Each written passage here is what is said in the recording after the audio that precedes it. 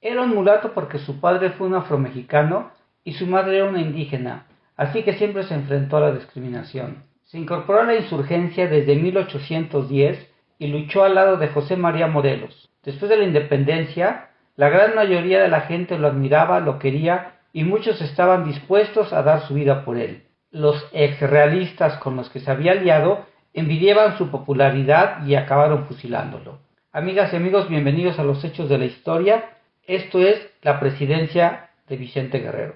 Vicente Guerrero nació el 9 de agosto de 1782 en Tixla, hoy estado de Guerrero. Después de pelear con los insurgentes, el 10 de febrero de 1821 se entrevistó con el coronel Agustín de Iturbide y aceptó los postulados del Plan de Iguala. Unió sus fuerzas al ejército trigarante y entraron a la Ciudad de México el 27 de septiembre de 1821. En esa época no había partidos políticos. Las logias masónicas hacían esa función, y después del Primer Imperio, Guerrero participó en la vida política a través de la logia allorquina. Con el apoyo de Lorenzo de Zavala y el embajador de Estados Unidos, Joel R. Poinsett, se postuló para la segunda presidencia de la República y suceder así a Guadalupe Victoria. Las legislaturas estatales elegían al presidente y estas elecciones se llevaron a cabo el 1 de septiembre de 1821. Quedando electo Manuel Gómez Pedraza. Sin embargo, muchos tacharon de fraude esa elección y se levantaron en armas, como por ejemplo Antonio López de Santana con su plan de Perote del 16 de septiembre, o Manuel Lobato el 30 de noviembre con el motín de la Acordada que terminó en un saqueo del mercado del Parián. El Congreso desconoció a Gómez Pedraza y nombró presidente a Vicente Guerrero, que había quedado como vicepresidente. Tomó posesión el 1 de abril de 1829 y como vicepresidente Anastasio Bustamante, que aunque fue postulado por los yorquinos, se sabía que era un escocés. La presidencia de Guerrero duró 8 meses y en ese tiempo impulsó una reforma agraria, impulsó la industria y creó un Centro Nacional de Atención para los Inválidos por la Guerra. Trató de fomentar el comercio interno y con otros países y enfrentó con su compadre Antonio López de Santana el intento de reconquista española. Finalmente tuvo oportunidad de abolir la esclavitud. Durante su presidencia hubo varias rebeliones, por lo que pidió al Congreso poderes extraordinarios para poder enfrentarlas. El 4 de diciembre, Melchor Múzquiz y José Antonio Facio pronunciaron el Plan de Jalapa para desconocer su gobierno, por lo que el 17 de diciembre Guerrero salió a enfrentar a los rebeldes, por lo que el presidente interino fue José María Bocanegra, aunque el Congreso no le dio una autorización expresa por considerar que la rebelión era justificada. El 22 de diciembre de 1829 el general Luis Quintanar se pronunció en contra de Bocanegra y a favor del Plan de Jalapa, tomando el poder provisionalmente. Y el 1 de enero de 1830, Anastasio Bustamante, en su calidad de vicepresidente, tomó el poder ejecutivo, cambiando a todo el gabinete de Guerrero por gente afines a él y que se autonombraron los hombres de bien. En Tixla, Vicente Guerrero trató de reorganizarse, sin embargo, el 2 de enero fue derrotado en Chilpancingo. Y el 7 de enero Antonio Pacheco y Leal, presidente de la Cámara, propuso declararlo incapaz. En esos días llegó a Acapulco el bergantín Colombo, capitaneado por Francisco Picaluga. Venía de la ciudad de Guayaquil y no pudo bajar la mercancía que traían a bordo porque tenía una deuda de 2,000 pesos con el gobierno. Picaluga, que era amigo de Guerrero, va a Chilpancingo y se encuentra a Nicolás Bravo, con el que platica y lo envía a México a platicar con el secretario de Hacienda, el señor Mangino, y con el secretario de Guerra, el enemigo de Guerrero, Antonio Facio. Facio le propone un plan para prender a Guerrero y a sus allegados con una oferta de 20,000 pesos, a lo que responde Picaluga que Dios lo libre de semejante cosa. Sin embargo, cuando Facio le ofrece 50,000 pesos, Picaluga acepta. En el puerto, Vicente Guerrero planeaba reorganizar sus fuerzas tras la derrota de Chilpancingo, y al encontrarse con Picaluga, planean ir a Huatulco a vender la mercancía que tenía en el barco por lo que el 14 de enero Guerrero con sus amigos sube al barco, acepta la comida que les ofrece Picaluga y de pronto sigue una alerta y todos son arrestados. De esta manera se los llevan hasta la playa que hasta hoy se conoce como La Entrega y el 20 de enero se los entrega a Miguel González, que iba al frente de 60 hombres para detener a Guerrero. Picaluga exige el pago de los 50,000 pesos y el comandante de Oaxaca, también enemigo de Guerrero, Joaquín Ramírez y Sesma, ordena a Miguel González iniciar la averiguación previa y le dice a Picaluga que pedirá al gobierno su dinero. El 23 de enero se informa de la aprehensión y Gabriel Durán sale de la Ciudad de México con 3,000 onzas de oro y 2,000 pesos fuertes. El capitán González, por órdenes de Ramírez y Sesma, inicia inmediatamente la averiguación sumaria en contra de los presos. El 26 de enero los prisioneros son desembarcados y se inicia su traslado a la ciudad de Oaxaca escoltados por 50 dragones. Más adelante, en Ejutla, se les incorporan otros 200, pues tenían miedo de que los afines a Guerrero trataran de rescatarlo.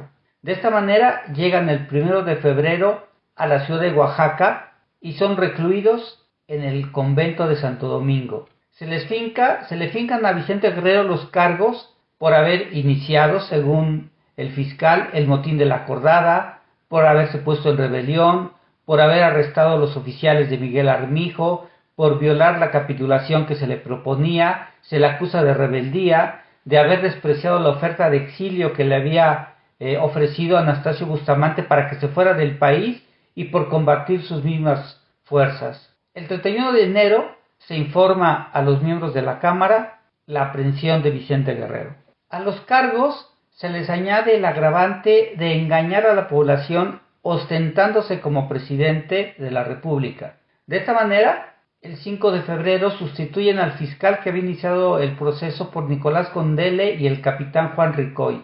Y ellos, el 6 de febrero, consideran que se tiene que elevar a proceso la averiguación.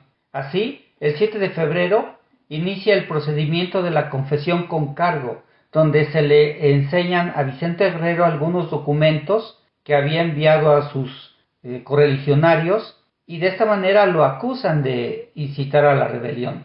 El 8 de febrero continúan esta confesión con cargo y lo interrogan sobre el motín de la Acordada, sus funciones como presidente. Se le acusa de haber intentado fusilar a los hombres de Gabriel Armijo. Él dice que no se fusiló a nadie y el fiscal dice que fue porque ellos supieron salvarse.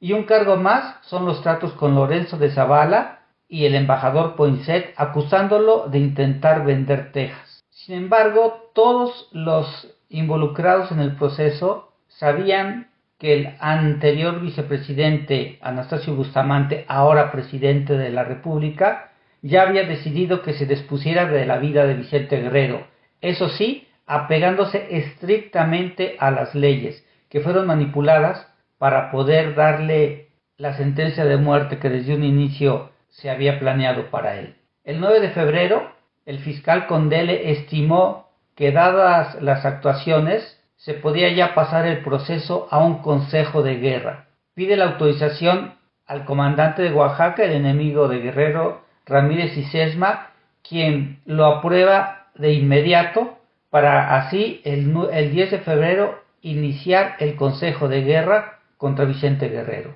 Entre los cargos se le acusa del gravísimo delito de lesa nación por haber impulsado una rebelión que habían costado muchas vidas. El Consejo de Guerra se reunió en el mismo convento de Santo Domingo a las 10 de la mañana de ese 10 de febrero y estuvo integrado por el coronel Valentín Canalizo, quien lo presidía, 10 capitanes que fungieron como jueces, un asesor del Consejo de Guerra y el mismo Nicolás Condele seguía ejerciendo las funciones de fiscal.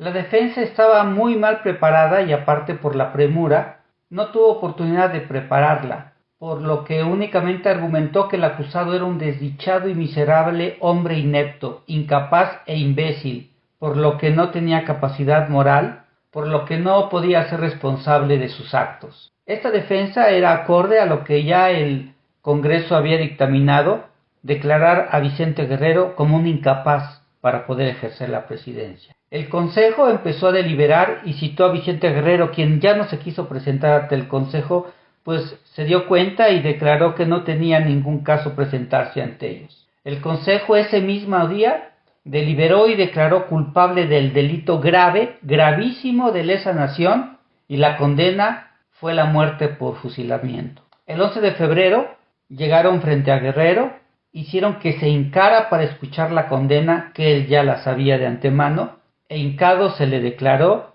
reo de muerte. Se le informó que en 3 días sería fusilado en el pueblo de Cuilapan, y durante estos días Guerrero tuvo la oportunidad de escribir de su puño y letra su testamento, que aún existe y está en los archivos del Archivo General de la Nación.